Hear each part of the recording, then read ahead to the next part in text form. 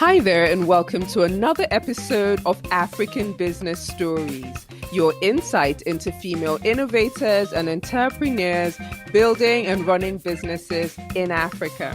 I'm your host, Akego Koye, and on the show today, I'll be chatting with Emalohi Iruobe, founder and CEO of Tribe XX Lab, the first co-working and wellness space exclusively dedicated to female entrepreneurs and female-led startups in Lagos. We talk about the journey to setting up the co-working space, pivoting during COVID, and the incredible work she's doing to end gender-based violence in Nigeria. Let's get into it. Hi, Emalohi. Welcome to African Business Stories. Hi. So I know you're Nigerian, but where were you born and raised? I was born in the United Kingdom, 1983. But I was raised in Lagos, Nigeria. I went to secondary school in Adesoi College, which is a school in Kwara State in Nigeria. And then I went off to university and law school in Pennsylvania in the United States. Oh, I know Adesoi College. What were some of your fondest memories growing up? Yeah, I mean, it's actually interesting that you asked this question because I'm currently going through this period of thinking and redefining what family is. And of course, you need to think about your childhood in context of family. And there are several things we are told that we owe our family. So when you think about your childhood, you have to think about those who were with you, with your siblings. And one of my fondest memories really is meeting up with my siblings in school, because my parents made all of us go to the same school. And so at least you had a ready-made friend anyway. So it was always nice to meet up with them in school. And I particularly loved having my formative years in boarding school. I think I found boarding school more interesting and happier than being at home because I got to meet with so many different people and have a little more freedom than you usually would have. So you get to go on all these adventures in boarding house and then you get to come home and rest, So spending time with my siblings and seeing them in different circles, from how they are at home and how they're in school really continues, the types of relationships I'm building with them now as we are all adults. Yeah. That's a beautiful thing. I went to the same boarding school with my two sisters, and even just now, just having similar childhood friends, from that experience helps us, build our relationships today. So I can totally relate with that. So I know you studied law. Did you always want to study law, or was that an influence by your parents, like most African people? No, actually. I knew exactly when I wanted to be a lawyer. But before that, I just wanted to be anything my older sister, Effie, wanted to be. And she was always sure that she wanted to be a doctor. So it was like, okay, fine, I'm just going to be a doctor. But then in GSS 3, Adesoi College had such a wonderful library. And it's, fed my love for books. So there was this John Grisham. And then we had like a massive smuggling business of novels, fiction, non-fiction, and all of that stuff. But I got to read this book called A Time to Kill by John Grisham. Yes. And I was so outraged, And then, so then I was like, yo, I'm going to be a lawyer, right? I'm going to be a human rights activist. But then I continued to read more, and I was like, wait, I want to be Wole Soyinka. But then he's kind of lawyery, isn't he? And then from that moment, those three things, and then I joined Amnesty International and spending a lot of my childhood writing letters, please don't kill Ken Saro-Wiwa. I actually remember exactly where I was when we found out that Ken Saro-Wiwa had, been murdered. Yeah. And I remember one of my friends rolling on the floor crying. And it's like, we are like 12 years old. Why do we need to know? And why is this, So it was always in those moments, it kind of formed it, like reading the book about A Time to Kill and things are just not fair. That's when I was like, okay, I want to be a lawyer. Yeah. Right. That's awesome. So you then go off to college in the US and study law. Did you practice at all? Yes. So I was a bit naive in going to America to study law because you have to have a first degree, right? Like a full-on first degree. And then also I had said I was going to be a lawyer, and then now I'm in America, and I'm like, what's this new first degree problem now, right? And then my parents you have to do a first degree, in Nigerian terms, that is tangible. So don't go and do legal studies now and then decide you don't want to go to law school, and then you're stuck as a legal secretary, as if there's anything wrong with that, right? So back then, that's what the mentality is, or that is what the mentality is. So I first said I was going to study computer programming because that was what was the thing. And I took C++, and I was like, yeah, this is absolutely not for me. And then I was like, okay, I'm going to try and do psychology. Let me know how people think, Yeah, my parents were having none of that. Like, there's nothing like that. So I was like, fine, I'm just going to do finance and banking, because and that's what I did. And I actually started a master's in public administration with a specific focus on urban planning while I studied to go to law school. And it made me even feel like, what's the use of studying urban planning if you can't even influence law? It needs to be in law, like Right. So I dropped out once I got accepted into law school, which was amazing because I applied to 10 schools, got accepted into 9, was waitlisted for 1. But then one school that was not really ranked in any way offered me a full scholarship and a stipend. And I'm like, man, Wow. who wants to go into debt? Mind you, I had gone to undergrad, Lincoln University, the first HBCU. I had gone to Lincoln on a full ride scholarship, based on my grades. So who was going to debt for law school? And then so this school, Villanova University, the director of admissions calls me like, hey, we, accepted you and you haven't come. And I'm just like, yeah, I had interned with Villanova in college, but you guys didn't give me any money. And so just thinking like, I have nothing to lose. I just tell this guy on the phone that, look, uncle, there's this other school. School is not that great, but they are giving me a full scholarship for 3 years, not based on my grade. So if you can match that, hey, I'm going to accept right now, but please, you got to waive that acceptance fee because I don't have it. I'm a Nigerian student from Nigeria.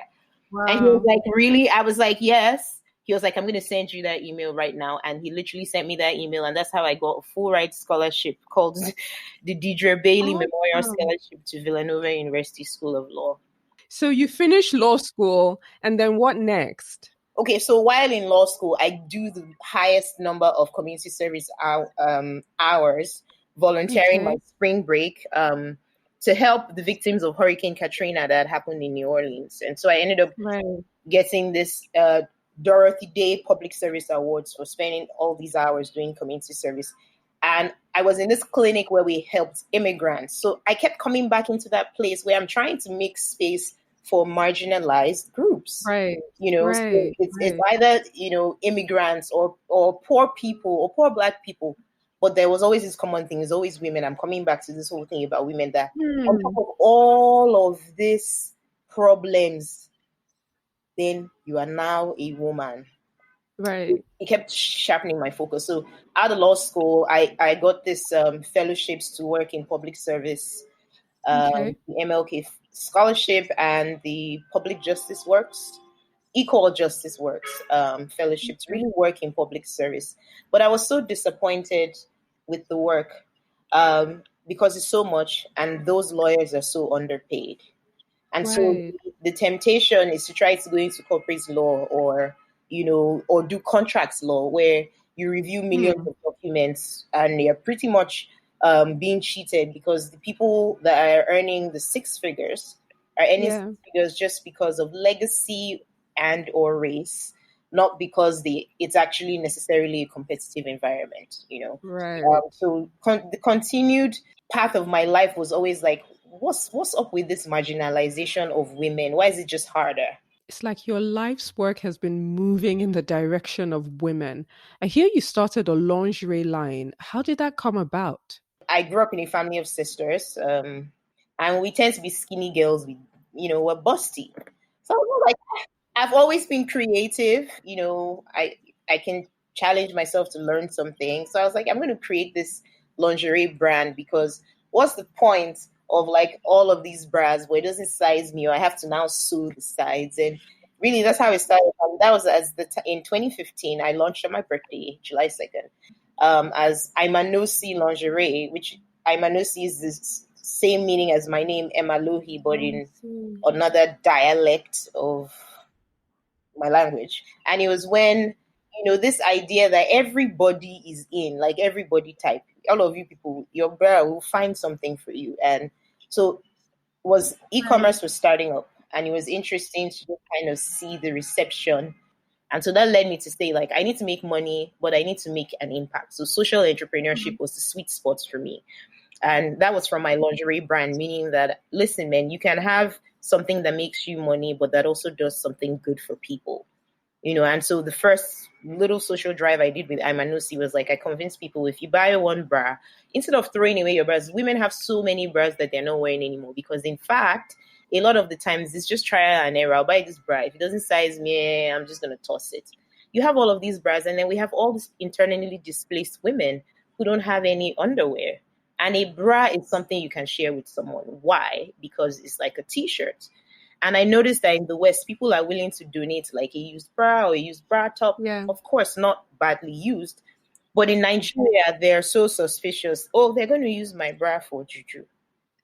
So it just made me think like, wow, there's so many levels and things that you need to work through. So you need to find some way to reach economic empowerment and let women have access to knowledge. And to have access to knowledge, you have to be in these places where these things are happening. So what are you doing with the Aimanosi brand today? Aimanosi actually went quiet for a year. It was sold to a private party, and they didn't do anything with it for a year. So I told them to give it back to me. I know it sounds crazy, but it actually doesn't sound crazy. It makes sense because I put that clause in that if you're not going to do something meaningful with it, it's okay to just bring it back, and there's nurturing coming up. So Aimanosi is going to be releasing a new collection pretty soon, with the idea that this is not about seasons or about following trends. This is about celebrating every part of it. I'm so inspired by Savage and Fenty Savage, Rihanna's line, because she has harnessed the power of a community of people believing that I'm beautiful, and I'm sure there's someone out there who thinks I'm beautiful. So coming out with something new this year. So you moved back to Nigeria in 2017. Yes. What led you to make that move, and what was your plan? I actually first moved back to Nigeria in 2014 Okay. or 2013 because I had gotten a job to work in the public-private partnership office of Kwara State in Nigeria. And what I was supposed to do was to kind of be the project implementation manager, looking over legal partnerships, looking over documents and all that stuff. So I lived in Kwara State for about 6 to 7 months, and it was an absolute waste of my time because the same thing, even within governments that have optimistic views and plans, marginalization continues to happen because people cannot consider the ways that they contribute to social inequities. So working there was no work at all because you just need to churn papers. Right. And so I left. I left due to a personal tragedy. Anyway, my mom was diagnosed with cancer. And so I was like, what am I wasting my time here doing nothing, knowing I'm doing nothing? It's just totally against who I am. So moved back to the United States and pretty much took care of my mom throughout her illness. We're often optimistic about her recovery. Well, anyway, she died. I'm sorry to hear that. It was really disappointing. It was disappointing because it still brought to the forefront all the different ways that you can make a difference, but you can also try to be happy. So anyway, moved to Nigeria in 2017, pretty much for the funerals. No, I had no plan. All I knew was that, look, I don't want to work for anyone. I don't even know what I want to do right now. So had the funeral in July, and I was just kind of floating. An uncle of mine was able to sublet me a space to open up the first TribeXX lab. And it was not a free deal. I was supposed to pay him back. But instead of paying him 1 year up front as you would if you didn't know the landlord. I was able to break my payments into 6 months. And this is where my legal training kicks in, where I'm like, yeah, you've been my guardian, you're my uncle, you're my mom's brother, yeah, you love me, but we're going to have this in writing. And that was what saved me. I initially said I'm going to have a co-working space. And then I was like, why should I even have a co-working space? Like, they're co-working spaces. What about something for women? This place where we can all just hang out. This place where we can do our work and network and share and relax. And so this space that my uncle gave me was a big space, but I could make it what I wanted it to be. And so I had this long runway down. So it was like you needed a prep and you felt like walking down a runway to boost your confidence. Hey, do that. But you're walking past offices of people working for climate change, people working in governments, tech startups, all run by women. And then you can meet up with them in the nap room and talk about how, pad is more expensive, than like things that it's weird to talk about. But sometimes I realize that there's some things that I want to ask another woman that, wait, hold on, does this happen to you too? And it does. It's something that no one will understand. Yeah, let me pause you. Let me pause you for a minute, Emalohi, because you said so much, and I want to unpack it a little bit. So you get to Nigeria in the midst of your grief. You're running all these your side businesses, and you're trying to build them up, and you want to get office space. This idea of Tribe XX comes up. So I want you to walk us through moving from I just want office space to I'm going to create a co-working space. How did you come to that point, and how did you come to the name Tribe XX? Okay, so as I was looking for office space, the office space I got was just too massive.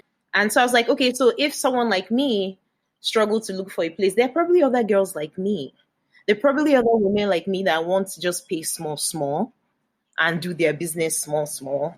I'm sure there are other women who they don't necessarily want to pay for a year in advance. They want to test out, or they just want to have a meeting. So that's why I was like, okay, I'm just going to divvy up this space and tell my friends. So my first email to people that I knew and women I've come across was just like, hey, I started this space. I'm opening it up. Please come for our soft launch. And how did I choose the name Tribe XX Lab? I wanted to focus on the fact that the traditional idea of community is people related or connected to each other by, I guess, blood or a bloodline. But sometimes it is also a shared heritage or a shared past or a shared goal for the future. But I didn't want to call it community.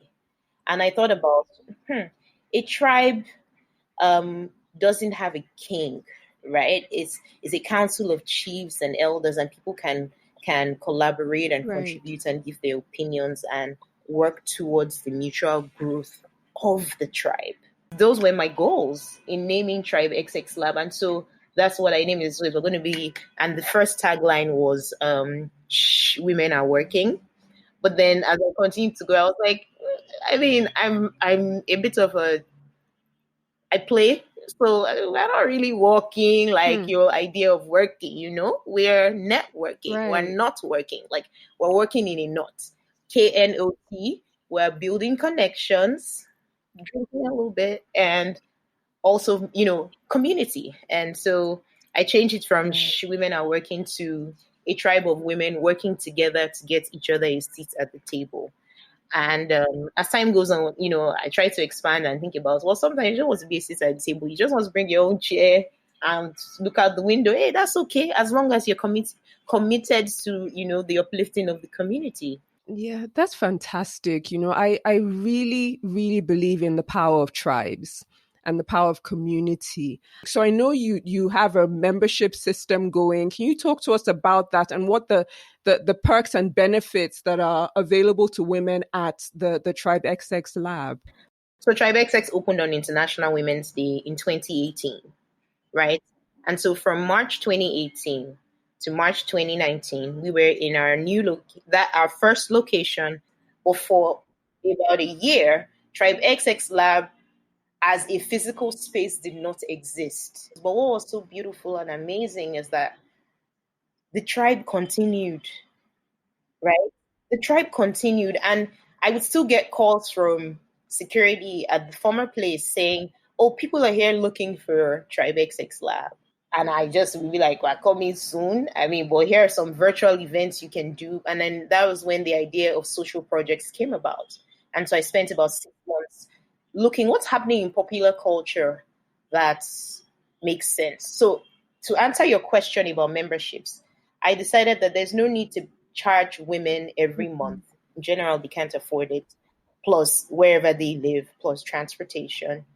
I want the membership to be for women who are committed to philanthropy and community service, who are interested in sharing knowledge. So it's like a social shared space. So of course you can do your work there. We have a 75-seater multi-purpose room. So you want to have a book club in there, hey, go ahead. You want to do a pop-up restaurant, go ahead.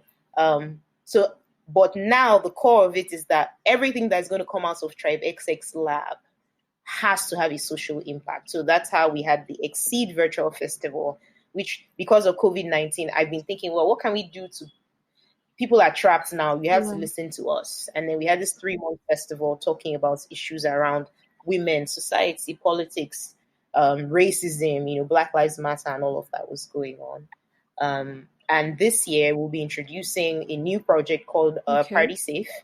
There's a lot of sexual harassment and Lagos, Nigeria is a big festival city. So we want to just partner with groups to see if we can engage the crowd in stopping harassment. I guess this is a good point to discuss the social impact part of the work that you do, and what actually brought you into my consciousness.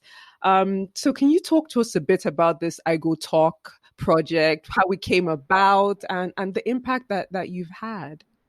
Okay, so I Go Talk is like, it is such an amazing child, because it is so empowering. How did it come about? In the period of time where I personally was trying to figure out, was my vision or my desire to have this space for women, was it invalid? And is it still, is it necessary? I started to think about the ways that I can still be impactful.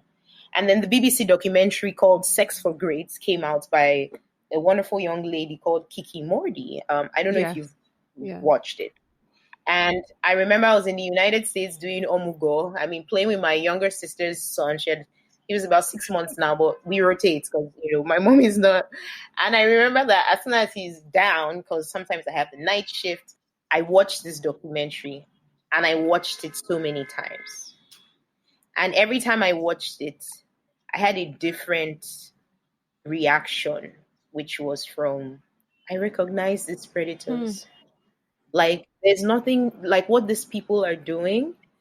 These men, this is normal across society, that women are commodities.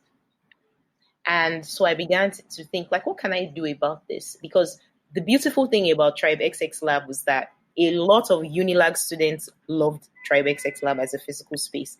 And I tend to be a generous person. So I know I give out a lot of freebies. So some young blogger writes to me saying, oh, I want to do a blogger's thrift closet shop in your space or whatever. I think about it. It depends. I'm like, okay.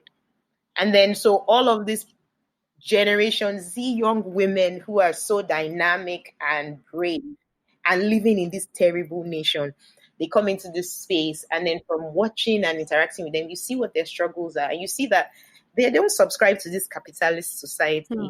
They think that things can be better.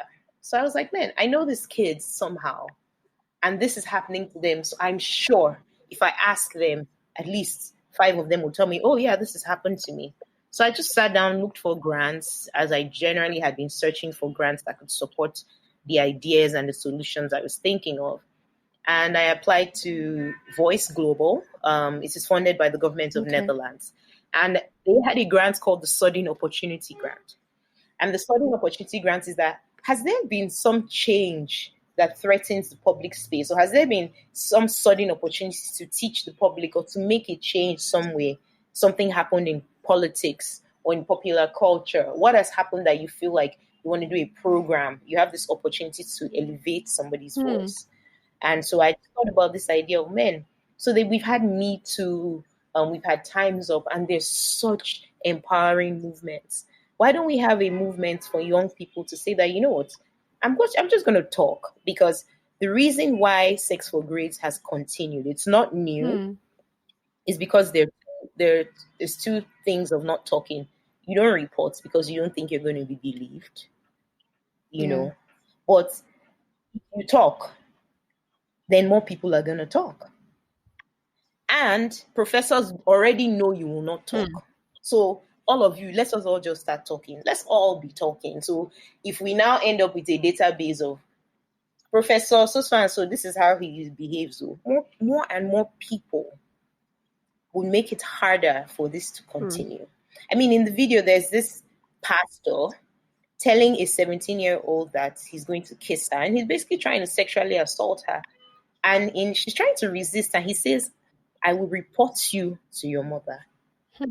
That thing made me so angry, because he knew that in a society that oppresses young people and women, capitalism is the problem here too, that her mother is more likely to believe him than her own daughter. That, oh, your daughter was rude to me. Yes. So I knew that if we begin to encourage people just in university to speak up, and they love social media, they're so creative, we could use the power of social media to encourage people to speak up, and it could spread more and more. I Go Talk is easy to remember, it's funny. So we applied for this grant from Voice Global, and after going through several levels of interviews, we received the grant. But COVID-19 hit, and a lot of our project was supposed to be physical, where we use protest art and direct action to influence at the institutional level. So, for example, we wanted universities to take Sex for Grades more seriously. I mean, there were still professors who had been on that Unilag video caught red-handed. If a documentary that has received over 5 million views, still teaching. So we wanted to influence at the institution level to say to schools that, let's actually have a policy, and let's have a way to deal with these matters. And that documentary spurred a lot of projects working around Sex for Grades, which led to a great partnership with another dynamic organization called Gender Mobile Initiative. And they were also working in the environment of learning on Sex for Grades also, but they created an app that makes it easy to report and private. You can anonymize, and using our algorithms, they'll be able to see patterns, to be able to point out culprits. And we have partnered with them, and they have 103 universities across Nigeria that have said, yes, write our anti-sexual harassment policy for us. And we at Tribex Sex Lab will now teach them what the policy actually means. So we're going to be doing the capacity building.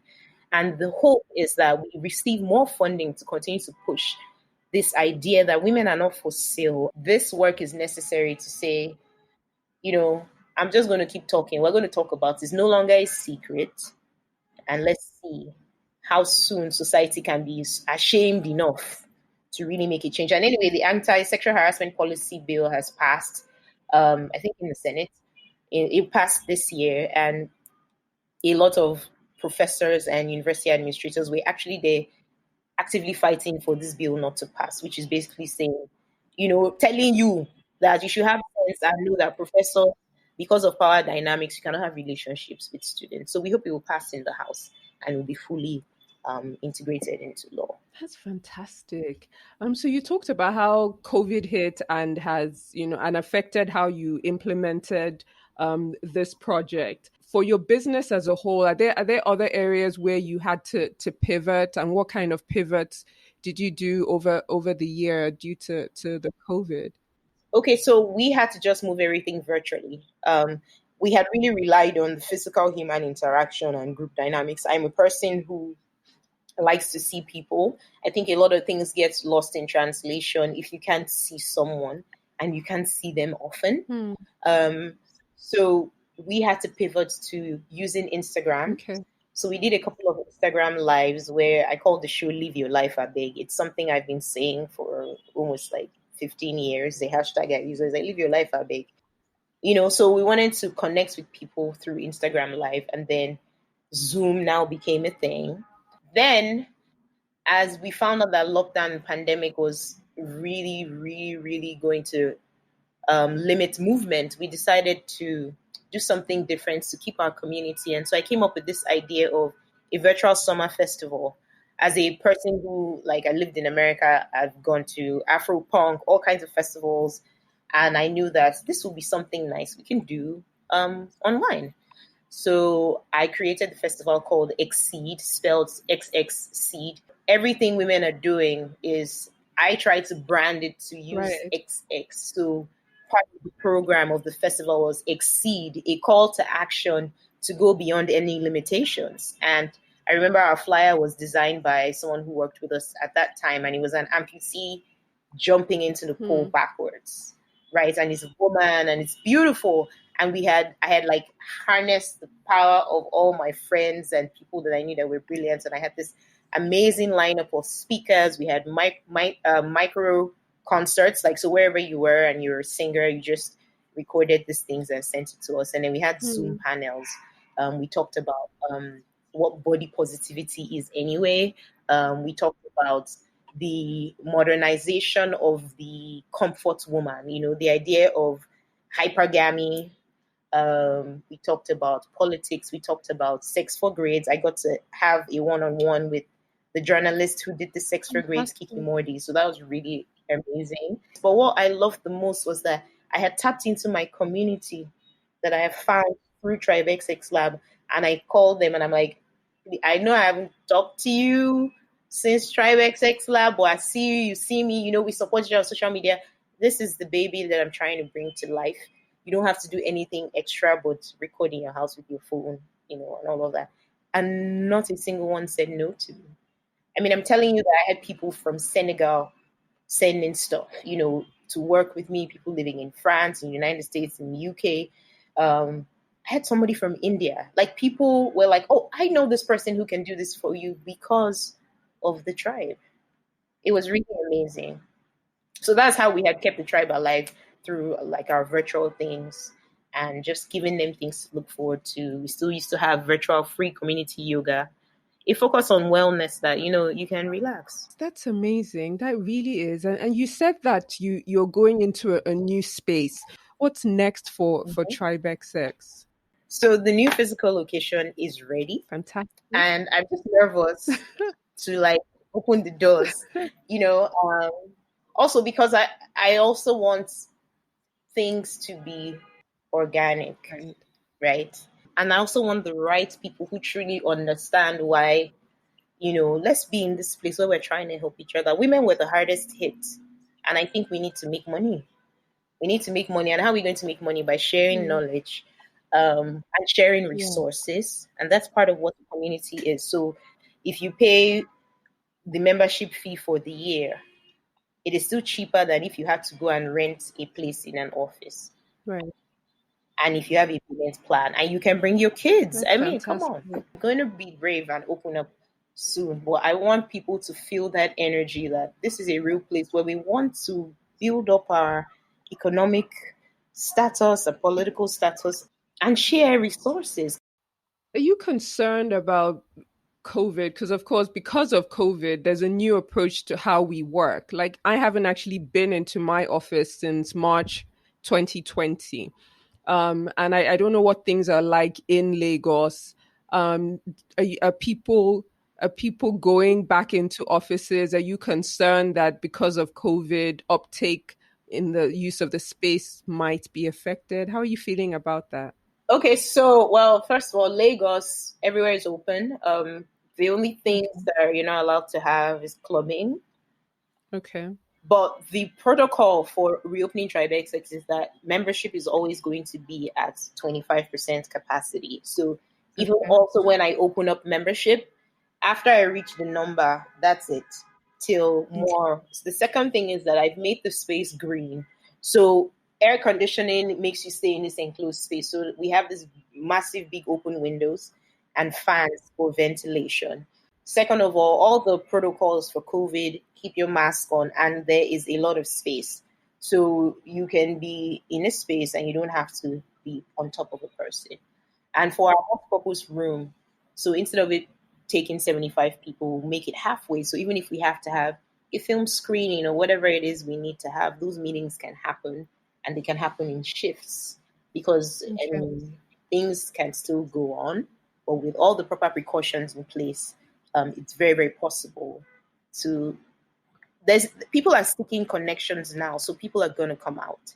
People are seeking things, and part of what Tribe XX does is it has events for critical conversation or to entertain you or to introduce you to art.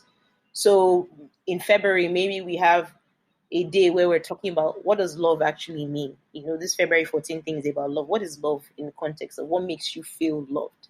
In what way? And let's say we have this event about what is love. You don't have to be a member to attend. You just put your name on the list. If there's a fee, pay it. If there's no fee, you come. And if you're not interested in that event, you know that in March we would have is the International Women's Month. We would have, a symposium that would have art or whatever. So there are always things and always reasons that people would want to come into Tribe XX Lab for connection and to learn something. Right.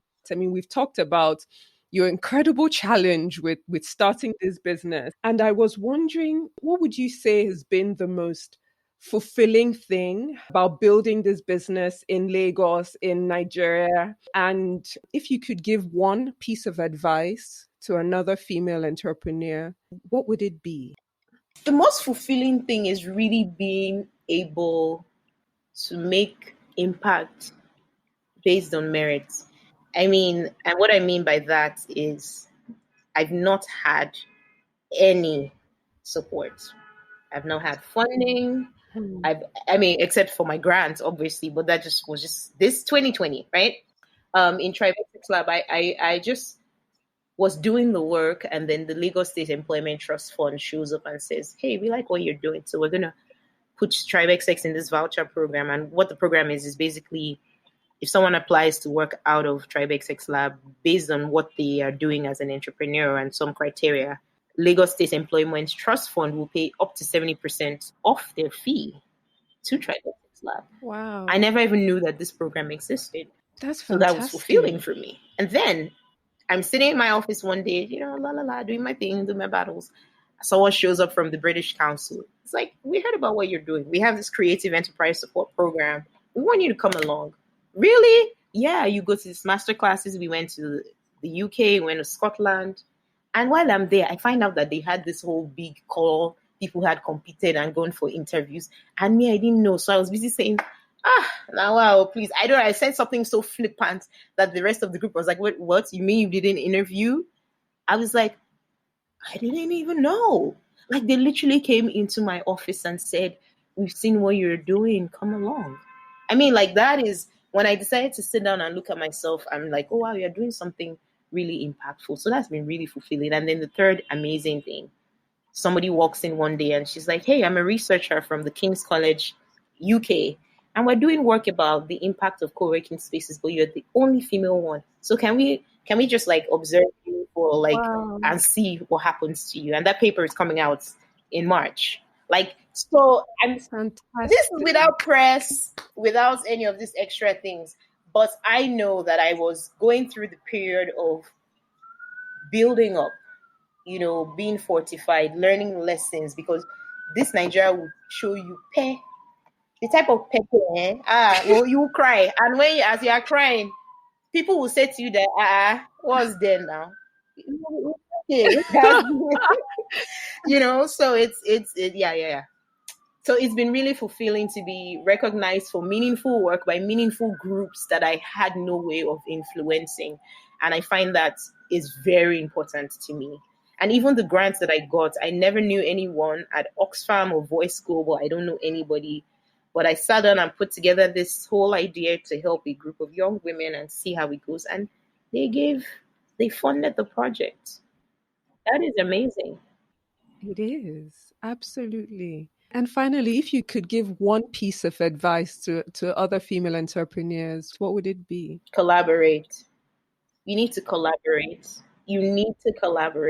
Find other women in your industry or adjacent industries, or even like opposite industries. Collaborate. Do you know that there is so much more when more people are like sharing? If there's a mountain of gold and only you with your shovel, you're trying to get it out, you're never gonna get that much. But like, you get a team of people, you guys are doing this together. collaborate, because we need each other in this country. Women, collaborate. Thank you so much. This has been great. Thank you. Thank you. Thank you so much for listening. If you're not already subscribed, please do so on Apple, Spotify, or wherever you get your podcast. And don't forget to leave us a review so we know how we're doing. I'm Akego Okoye, and you have been listening to African Business Stories.